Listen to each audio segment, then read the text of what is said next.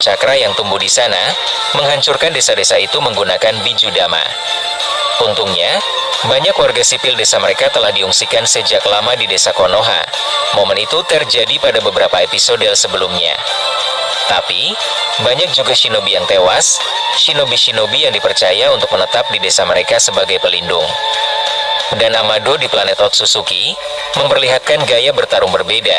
Shibai terbantu dengan pertarungannya melawan Dewa Otsutsuki penghancur. Sekarang, kita mulai ceritanya pada Boruto dan Madara, yang berada di garis depan menghadapi Otsutsuki Akasha. Mereka berdua akan melindungi Narusasu, ketika Tobirama dan Minato berhasil memindahkan tubuh Akasha, lalu akan disegel secepat mungkin. Akasha terlihat terus menghindari serangan Boruto. Tebasan pedang yang dialiri Jogan tahap akhir bagian ke-6 itu, membuat Akasha sedikit kewalahan.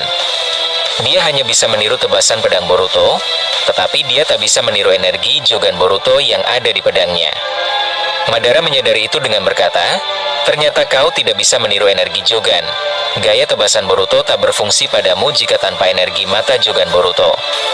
Madara lalu berbicara dalam hati dengan berkata, aku benar-benar menyadari bahwa dia meniru kemampuan kami melalui Rinnegan atau Byakugannya.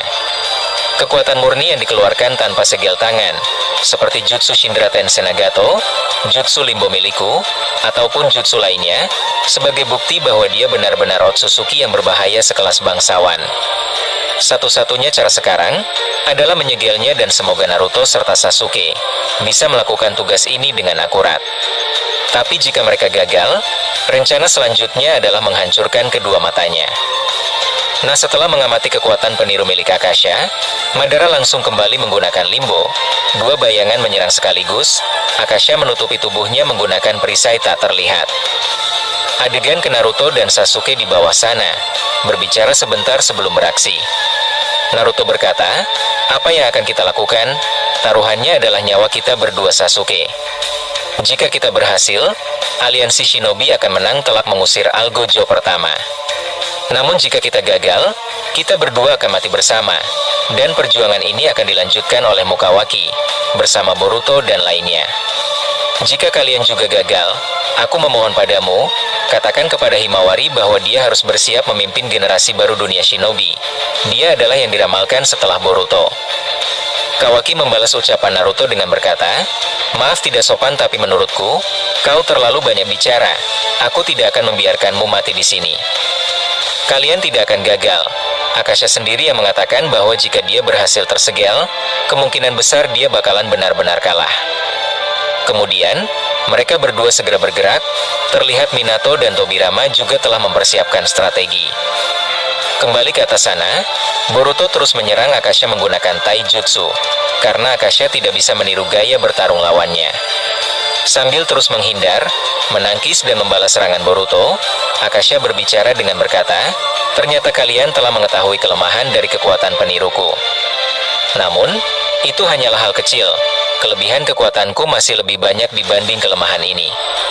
Saat itu juga, Akasha menghilang, alias mengecilkan tubuhnya menggunakan kekuatan Kawaki. Dia muncul kembali di belakang Boruto, tapi pedangnya kemudian ditahan oleh besi hitam Akasha. Dia berkata, serangan yang sama takkan berhasil Boruto. Saat hendak menggunakan Shindra Tensei Nagato lagi, seketika Guru Gai melompat dari burung sai, dia berhasil menendang tubuh Akasha tanpa meleset. Algojo pertama jatuh ke bawah sana, menghantam tanah di desa Konoha replika. Mereka semua yang melihat momen itu, menganggap bahwa Guru Gai barusan merusak rencana mereka. Tapi, Madara mengatakan ke mereka bahwa itu sudah benar. Madara berkata, itu sudah bagus, buat Akasha teralihkan dan Minato maupun Tobirama akan melihat celah tersebut. Namun Algojo pertama tidak bisa dikalahkan dengan mudah. Di saat kedua Hokage itu mendekat, Akasha langsung meluncur terbang dan mengaktifkan Shindra Tensei. Seketika baik Boruto Madara, Guru Gai ataupun Tobirama dan Minato terkena itu. Akasha berkata, tampaknya sejauh ini, hanya jutsu inilah yang selalu mudah untuk digunakan. Dia kemudian terbang ke atas pohon cakra di sana. Dia menyentuh batang pohon itu, menyerap sedikit cakra yang telah diberikan oleh 9 pohon cakra lainnya. Dia berkata, sedikit lagi, aku akan jadi Dewa Otsutsuki juga atau paling tidak, bisa setara dengan mereka.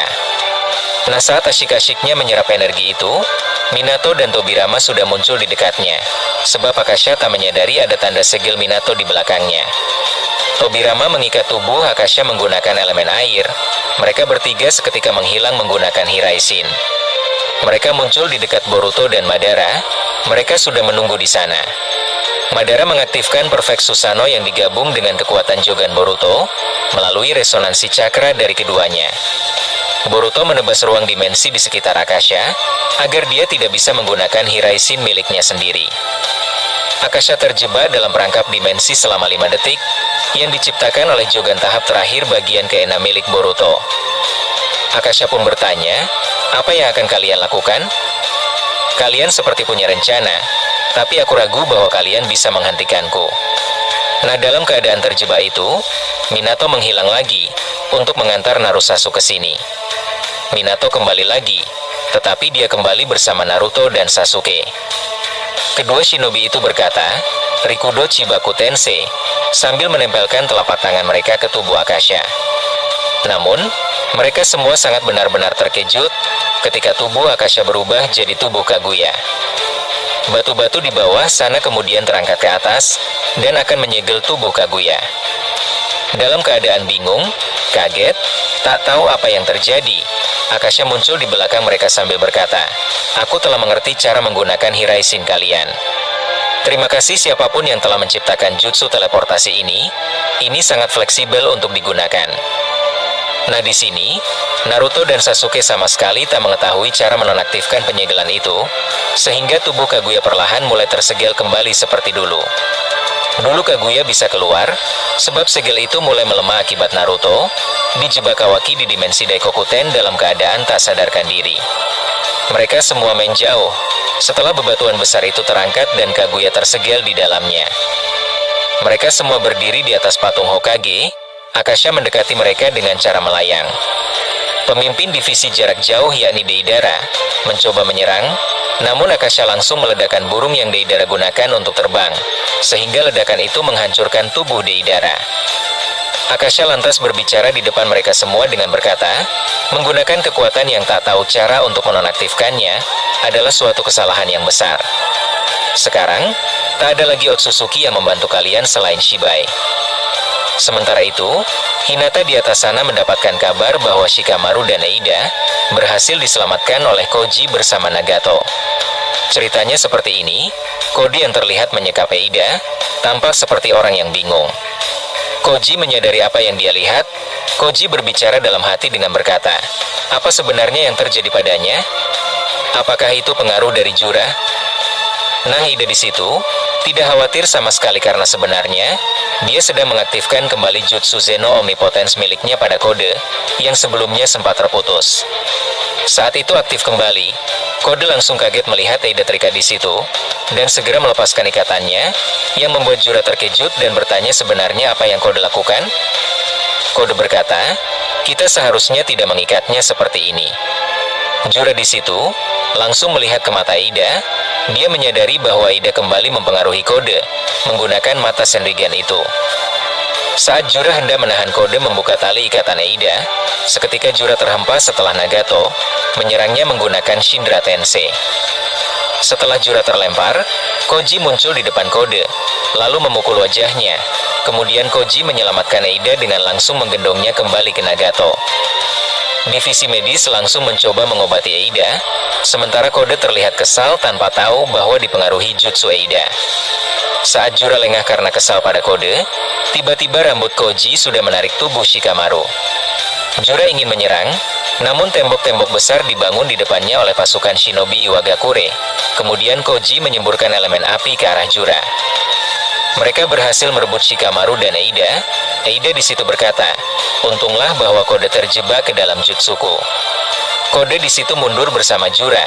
Kemudian Koji memerintahkan divisi sensor untuk menyampaikan informasi ini kepada mereka di Konoha. Informasi inilah yang sampai ke telinga Hinata. Dia kemudian menyampaikannya ke Naruto di sana. Naruto meminta Hinata agar Eida dan Shikamaru segera dibawa kembali ke desa Konoha. Meskipun begitu, informasi tersebut tak membuat mereka lega, sebab mereka gagal menyegel Akasha. Bukan gagal, tapi mereka harus ekstra berusaha keras untuk menyegelnya.